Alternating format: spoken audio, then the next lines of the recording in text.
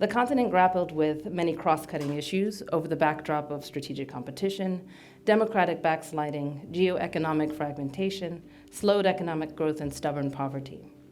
Despite these troubling trends, the report also forecasts a much bigger and more optimistic story about the resilient and promising long-term future of the African continent.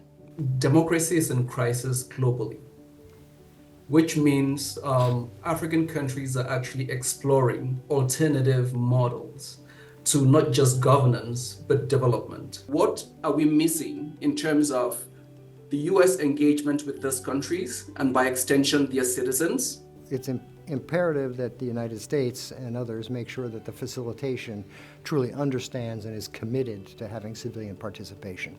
It's not just enough to give it lip service. Unless you are engaging civil society and unless there's a constant involvement of civil society, not so much let's consult with them on the side and then carry back their message to that small echelon of political leadership, but they've got to be in the room. They've got to be part of this process. You have capacities. What we need to do is build on top of those capacities and use what are their priorities on saving lives, saving families.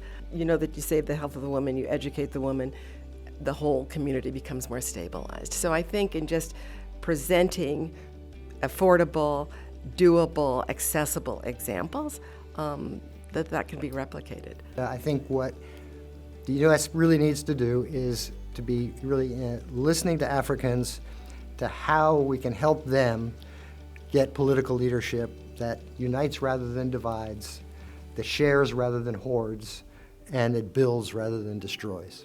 Africa's importance is not fading into the background.